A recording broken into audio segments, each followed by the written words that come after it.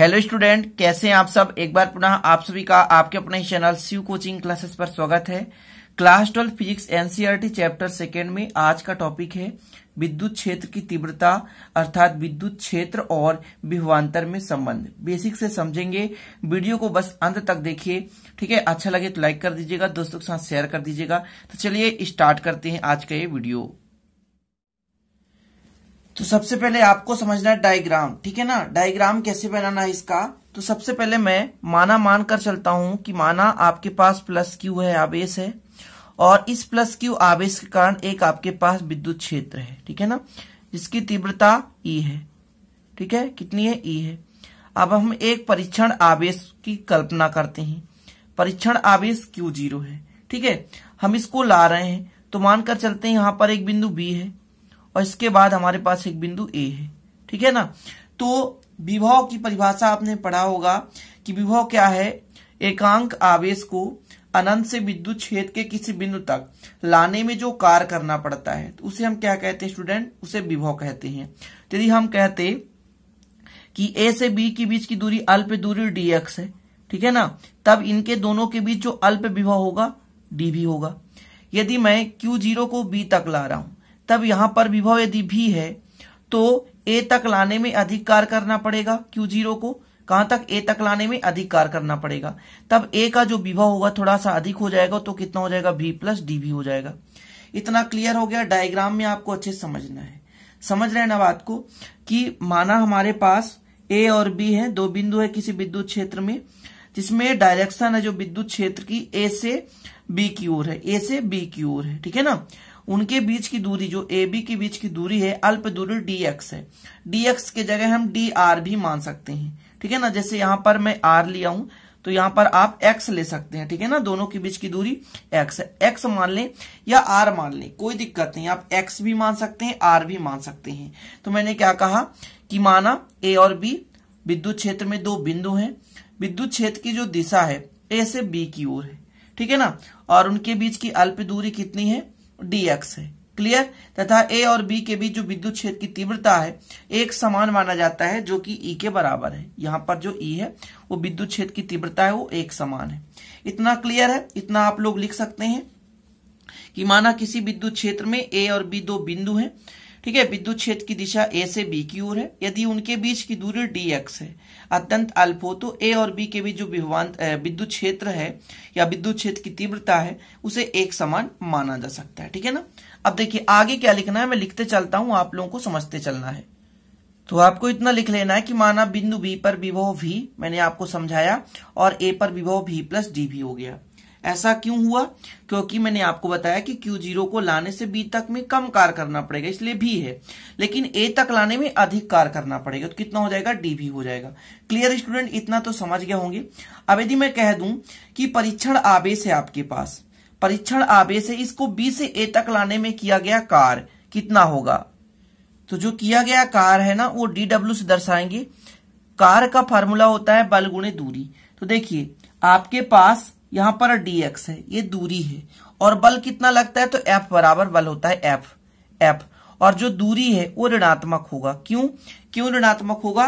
क्योंकि जो तीव्रता है उसकी दिशा A से B की ओर, लेकिन हम आवेश को B से A तक ला रहे हैं। कहां से कहां तक? B से A तक ला रहे हैं, इसलिए जो आपका चिन्ह होगा ऋणात्मक होगा। कुल मिलाकर ये जो dW हो जाएगा वो कितना हो जाएगा? -F इंटू dx हो जाएगा। इसको हम समीकरण 1 दे सकते हैं।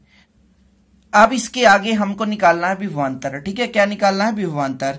विभवांतर में होता है क्या है कि दो विभवों का अंतर होता है। देखिए विभवांतर क्या होगा, तो विभवांतर हो जाएगा कि जिसमें अधिक होगा, जैसे a में अधिक है तो VA माइनस VB हो गया, ठीक है ना। तो VA आपके पास कितना है?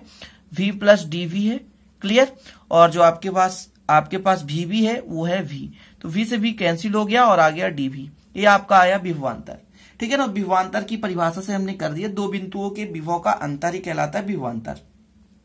तो ये तो विभवांतर हो गया।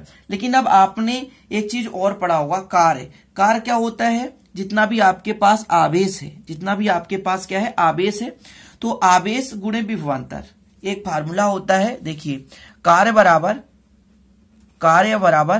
कितना होता है? आवेश गुणे विभवांतर। आवेश गुणे विभवांतर, ठीक है ना।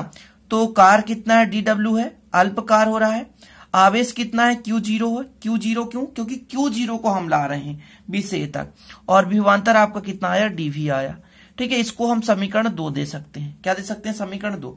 अब देखिए समीकरण 1 और समीकरण 2 से, यहां पर समीकरण 1 है और समीकरण 2, ठीक है ना। समीकरण 1 और 2 से हल करेंगे तो लिख लीजिए समीकरण 1 और 2 से, समीकरण 1 व 2 से, समीकरण 1 और 2 से, दोनों में dw है, ठीक है ना। तो यहां पर हो जाएगा minus f into D x, clear. और ये हो गया q0 dv हो गया। अब आपने एक फार्मूला पढ़ा होगा कि जो f का मान होता है वो QE के बराबर होता है कि नहीं होता, जी हाँ।